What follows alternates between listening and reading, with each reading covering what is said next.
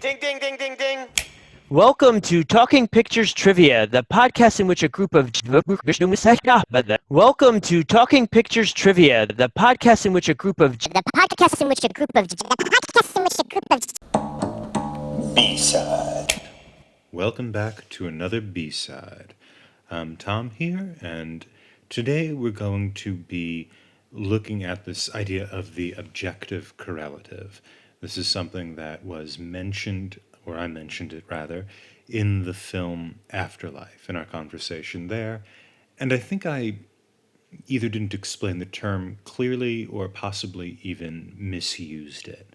And so what I want to do today is go through that term itself, the term objective correlative, and see how that makes sense, the history of that term, and possibly if it is a good way to help define some things in the film Afterlife.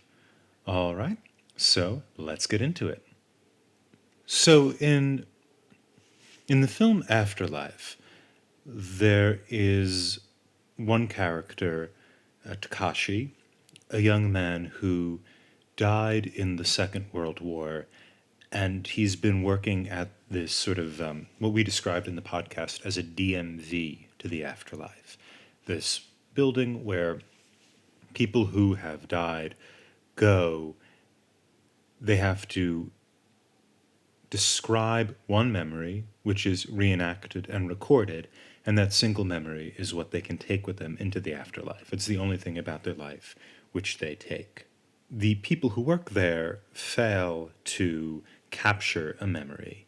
So people like Takashi and Shiori and the other people who work there have not selected a memory to take with them. Therefore, they're kind of trapped in this place working for this DMV thing. In the building where they sleep at night, the DMV people, as we're calling them, there's a little opening in the hallway, in the ceiling, which allows you to look up. And Takashi, before he goes to bed at night, sometimes looks up at the moon. And in the podcast, I had said the moon was an objective correlative, the T.S. Eliot term that we're going to explore today, for this sort of feeling of sorrow and sadness. And I think I even specifically said it was not a symbol, that it didn't symbolize these things, that it was an objective correlative that captured this sense of sadness. And I want to go through that term in order to see if I was right, because I really wasn't sure when actually doing the podcast. I sort of made the comment off the cuff. And so let's start with Mr. Eliot himself. And so we know that T.S. Eliot was a poet and a critic, and he had gotten his PhD, I believe, from Harvard. Spent most of, even though he was born in St. Louis, he spent most of his life in England. His most famous work being probably The Waste Land, but we also have like the Four Quartets, Hollow Men, Ash Wednesday, and a collection of poems that unfortunately inspired the movie Cats. So T.S. Eliot is at the center of the canon, maybe not quite at the center, but he is in the Western canon pretty firmly. He's also in there for his critical work as well. And his most famous term that derived from his critical work is probably objective correlative. This term he initially used in an essay titled Hamlet and His Problems. He wrote this essay initially in 1919, and it was published in an essay collection, his first essay collection, titled The Sacred Wood, Essays on Poetry and Criticism, published the following year in 1920. In this article, he is arguing that Hamlet is an artistic failure, and he's very famously arguing this. He's a young man at this point. I want to say he's in his early 30s, and he's trying to stake his position in the critical community.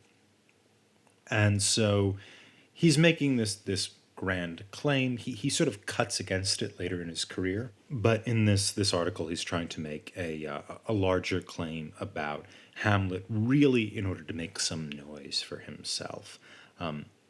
And his argument is that the events of the play Hamlet don't justify Hamlet's internal problems, his internal sadness, his demonstration of melancholia. And so let me read to you the passage in which the term objective correlative comes out, and we could see kind of the point of the passage. Quote, "The only way of expressing emotion in the form of art is by finding an objective correlative.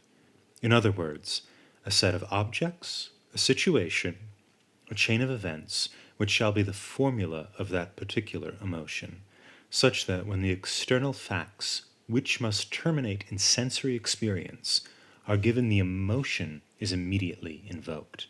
If you examine any Shakespeare's most successful tragedies, you will find this exact equivalence. You will find that the state of mind of Lady Macbeth walking in her sleep has been communicated to you by a skillful accumulation of imagined sensory impressions. The words of Macbeth on hearing of his wife's death strike us as if, given the sequence of events, these words were automatically released by the last event in the series. The artistic inevitability lies in this complete adequacy of the external to the emotion.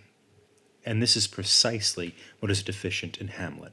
Hamlet, the man, is dominated by an emotion which is inexpressible because it is in excess of the facts as they appear." End quote. Okay, so you could see his argument in summation, right? That we don't see what Hamlet sees, basically. We don't understand why Hamlet's so damn angry, sad, whatever, because we're not given the kind of string of events. We don't see the string of events that would justify it the way we do in Macbeth. Okay, so we get that term objective correlative, which I'll repeat some of the quote again in order to isolate that definition. A set of objects, a situation, a chain of events, which shall be the formula of that particular emotion, such that when the external facts which must terminate in sensory experience are given, the emotion is immediately evoked. So let's take a look at an example of when this happens. I think a great example of the objective correlative comes from this website, peninherhand.com. I don't know anything about this website. I just found this example and I thought it would be interesting to share. And the person who wrote this gives Cinderella's shoe as a great example of the objective correlative. And so we see the shoe, according to this author, represents escape and equilibrium. She keeps on walking, Cinderella keeps on walking until she finds her rightful place in the world. And so you have, the shoe also captures the emotion of the chain of events that Cinderella goes through. So she goes through desire, loss, hope, and eventually joy when, it's revealed that her foot fits in the glass slipper and she and the prince get back together. And so the glass slipper becomes the objective correlative of those emotions of desire, joy, loss. And we see them all collected together in a chain of events that becomes kind of representative of the emotions in that story. All right, so now let's take a look at the history of this term objective correlative and where it interacts in history. The term was first used by the American Romantic painter Washington Allston. He first used it in 1840, so even before good old T.S. was born. And Allston's paintings are very, very interesting. He was known in his time as the American Titian because he had this what was called like a Venetian Renaissance style. I'm not deft enough on artistic styles to confirm or deny that, but his paintings embrace these kind of large, open, romantic landscapes. And Allston first used the term objective correlative in a lecture on art and poetry. He's drawing from this kind of Coleridgean vocabulary. So that's William Coleridge, the painter. Excuse me, Samuel Coleridge, the painter. I'm confusing Samuel and William Wordsworth. So he's drawing from Samuel Coleridge, the poet, and he introduces the term with an analogy between art and nature. And so this is from his 1840 lecture. Quote, "So too is the external world to the mind, which needs also, as the condition of its manifestation, its objective correlative. Hence, the presence of some outward object, predetermined to correspond to the existing idea in its living power, is essential to the evolution of its proper end, the pleasurable emotion." He calls this, end quote, he calls this simply the occasion or condition and not per se the cause. All right? So the cause of the kind of the emotion is a kind of universal living power. And this is very romantic, right? That there's this kind of underlining universal vitality to the world that these romantic poets, writers, artists have insight to, and this inspires them, but it is also the cause of the kind of emotional response the audience has to this work. So what Alston is arguing, and this is published posthumously in a book titled Lectures on Art and Poems, is a sort of Neoplatonist view of things. And what he uses the term ideas, and this is quoting from the essay, quote, "are the highest or most perfect form in which anything may exist in the mind."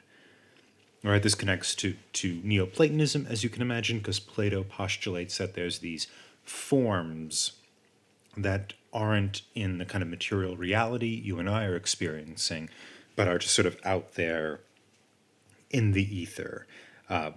Here, it's not forms, it's ideas, but they also exist in the mind of people. And so Alston's argument reveals this to be true, right? Or he's taking this to be true. It's a take in that there's these ideas. Objects become conscious to the mind in the form of ideas. And so when you see an object, you have this most perfect form of anything in the mind. So you imagine the ideal of air conditioners. I'm looking at my air conditioner now. It's summer here. And you look at the air conditioner, and you imagine the kind of most perfect form of the air conditioner, and then you can comprehend your own air conditioner consequently. I would say I'm not entirely sure what perfect means here. In a kind of a Neoplatonist term, I think perfect would probably mean the picture that everyone has of air conditioners, right? So kind of a separate ideal of air conditioner that people can share. And so since I have that in my mind, I can look at different air conditioners regardless of how much they differ from being in perfect form and still comprehend or understand them. And so objects become conscious to the mind in this way as ideas. And either they do that in order to help manifest reality, so we can see objects, we can interact with reality, and that's why the mind is doing that, so it can interact with reality, or they do it as a reflection of our mental constitution. So because our mind is made up in a certain way, it creates objects or makes objects available to the conscious mind, so to speak. Therefore, the external world is apparent to the mind because of the mind's objective correlative, right? The mind is predetermined to be cognizant of the objective realities out there because it has built into it these ideas. And so these ideas, which are kind of also in this Emersonian, are filled with this Emersonian vitality and kind of like divine life that fills all things, right? Ideas are sort of filled with this living power as well, but the objective reality can become apparent to us by virtue of having these ideas. So the world is able to exist for us because of the mind's objective correlative. And so this helps join together two strings in philosophy: transcendentalism, which I'll cover second, and Kantian categories of the mind, which I'll cover first.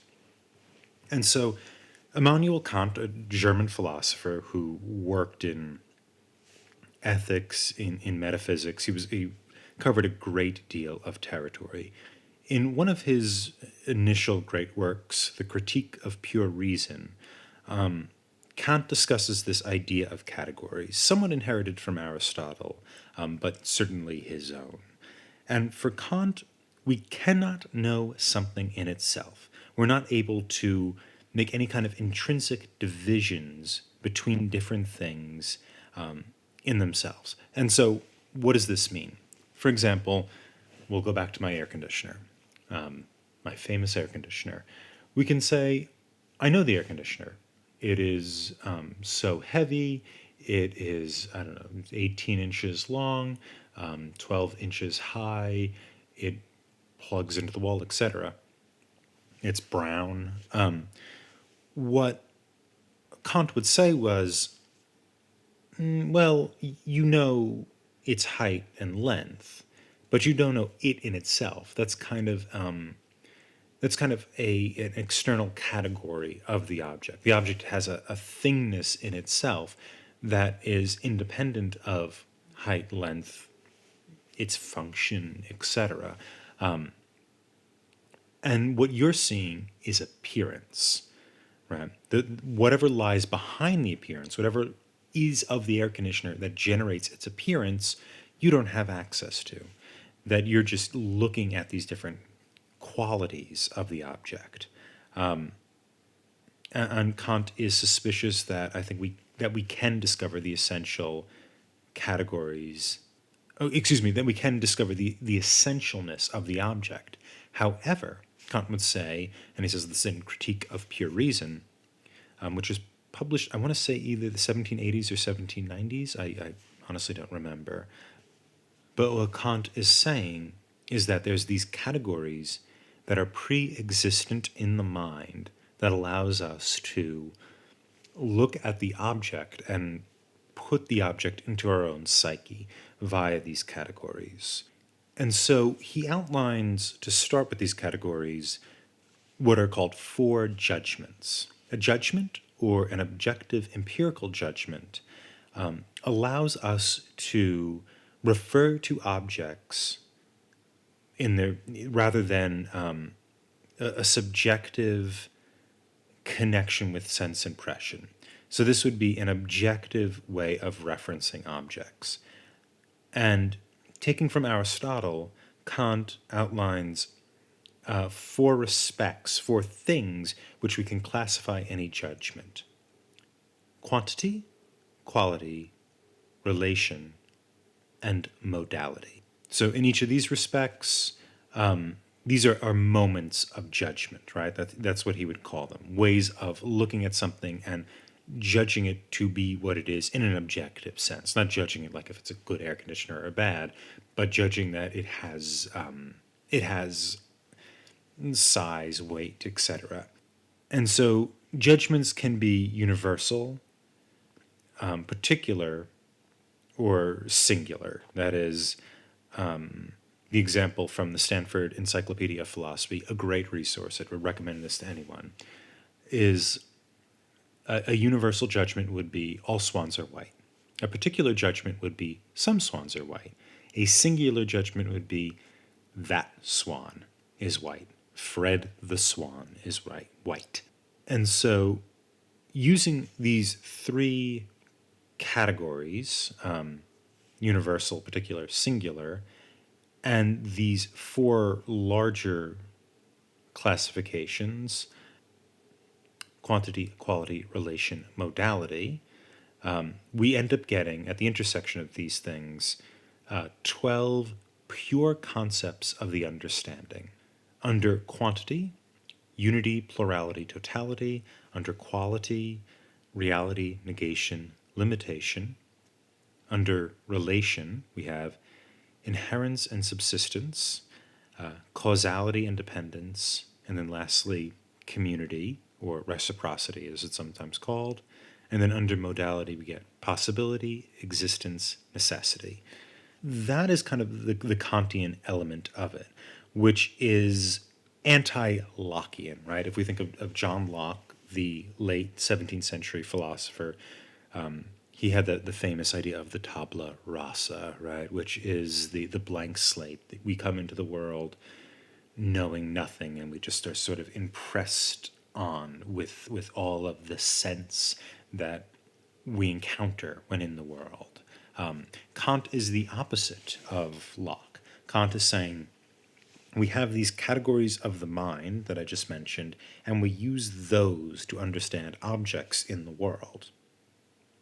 Alston is drawing from Kant here in order to say that we understand objects through some sort of mental processes, through these kind of ideas in the mind. But Alston is also drawing on the American transcendental experience and history of thought by saying that all of this stuff, the world and the mind, the communication between objects and mental state, all of it is kind of within the divine. So there's sort of, we're all kind of like dipped in the divine, in God's stuff. And so the thing we share with the object, which in part allows us to understand it and not be fully divided or completely divided or permanently divided from the object, is our shared divinity, so to speak, if I'm understanding the transcendentalism correctly. So Eliot's version of the objective correlative is obviously here much simpler. It's restrained to an artistic experience, and really what he wants is the correspondence of the mental state with outside phenomena, so that if Hamlet's really sad, objects in the world should be making him really sad. He can't just be bluesy for the sake of being bluesy. Now, for the next section, and I'll let you know some of this information I did get from this article, I'd like to turn to the article by Dominic Griffiths, titled T.S. Eliot and Others. In this article, Griffiths is making various connections between Eliot's concept of the objective correlative and these others, and he moves into work by someone named Francis Herbert Bradley, whose years I'll give you are 1846 to 1924. And Bradley's important. He was a critic working in the German idealist tradition, and he was also the subject of T.S. Eliot's PhD thesis. And Bradley was a huge influence on how Eliot thought, especially his 1914 book, Essays on Truth and Reality. And so let's take a look at something Griffiths quotes from Bradley's work, and I will quote it in full now in order to see how this affects this idea of the objective correlative. Quote, "Any emotion, one part of that emotion, consists already of objects, of perceptions and ideas before my mind. And the whole emotion, being one, the special group of feeling is united with these objects before my mind, united with them internally and directly. These are features in feeling which already, in a sense, belong to and are one with their object, since the emotion contains and unites both its aspects." Okay, end quote. So that is that you could see there, right? That that there's a little bit of that kind of transcendental thing, but also that emotion, the feeling, unites person and object, mind and object. And if you think of that in terms of the objective correlative, there are these great similarities. Griffiths points these out. He says that Bradley is concerned with individual experience of ideas, those kind of mental things, right? Those things in your mind. Bradley is more interested in the individual's experience of those. Eliot is more interested in how artists convey ideas. So the philosopher is interested in how people know. The artist is interested in how people convey. And getting back to Bradley again, here's more from Bradley. Quote, "When a felt emotion is described, a man may feel that the description agrees or does not agree with an actual fact of which he is aware, and it is largely or mainly because these suggestions are felt to be in unison or discord with something already felt as present that they are accepted or rejected." End quote. So here we go again. Here's like artistic verisimilitude is based on the correctness or rightness of an emotion, right? That if the emotion, if the description is in unison with the felt emotion, then it is accepted. What Eliot does in his work, taking from Bradley, is that Eliot claims, and this is quoting from Eliot's book Knowledge and Experience. Eliot claims, quote, "Emotion is really part of the object and ultimately just as objective." End quote. So, as Griffiths points out, emotional experiences, they're not pure abstractions, they're physical. They're physically connected to things. And so now if we round this out and bring this back to afterlife, then we might think of this film as being something transcendental or having this kind of transcendental aspect to it, especially in the use of the moon. What I would say is that Takashi, our character, is he was killed, as I said before, in World War II. And part of the plot, if you remember from our initial viewing of the film on Talking Pictures Trivia, is that Takashi was engaged to someone, but he dies in World War II, so he doesn't marry her. He then later, years and years later, still working in this afterlife DMV, meets the man who did marry her.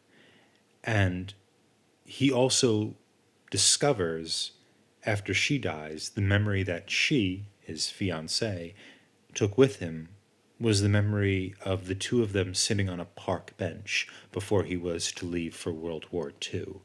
And so once he realizes that he's had an effect on someone, then he's willing to move on. He's willing to move on to the next world, to the next reality. Now, we do see him going back and forth, as I said before, looking at the moon. When he's moving on to the next reality, we see Shiori, a young female member of this clique, who she passes underneath the moon, and when she does, someone takes away a tile. And what you learn is apparently the moon is painted. It's not really the moon, but painted on this tile. And then the person, whoever is taking the tile away, someone on the roof takes the tile away for whatever reason, to clean or whatever. And even though we know that the moon was probably real, because I think at one point we saw kind of snow falling down that opening, at the end of the film, the object of the moon, whether it's real or whether it's this thing captured on wood, or on material, maybe it's not wood, that the moon is pure object. and that it is a place where Takashi's kind of emotional longing, his despair, his inability to see himself as having meaning in someone's life, in someone else's life, that is all deposited into this physical thing. And not only is it deposited in this physical thing, when he learns he actually did have a profound effect on this one person's life, this woman who he was engaged to at one point, you're able to take the tile away. The film literally moves the moon, grabs the moon as a physical object, rips it off, and takes it away because his emotion, which was physicalized, is no longer there. And Takashi, has moved on to the next life. He's chosen a memory and vanished into the next world. The emotional qualities of someone really do, as T.S. Eliot says, cohere in objects in our film Afterlife. And the artist, the director, can arrange these objects properly. The article writer, Dominic Griffiths, and as well as a variety of people who we've quoted today, Alston being most prominent, would say that there is this universality that underlines things, whether it is these universal ideas, whether it is this kind of transcendental divine presence, substance, whatever, that these would underline everything.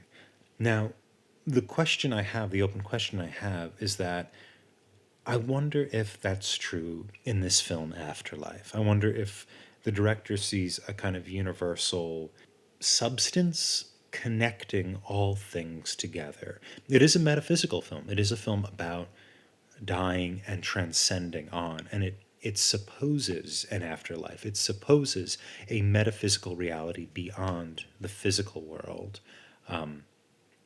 But I don't know how universal objects would work in this world. But I do think, and my conclusion, I'll come to it now, is that with the moon in that world, emotions register as objects. And I think this is especially true when you realize or reflect on the fact that the plot is about creating physical memories, actually filming, shooting, recreating the memories people have so that there is a physical copy, let's say, of that memory. It's not the original memory, it's the memory the people who have died recreate with the staff. But it is a physical thing, and that these important emotions they have are registered in the physical retelling of a time in their life. All right, and that will be it for today.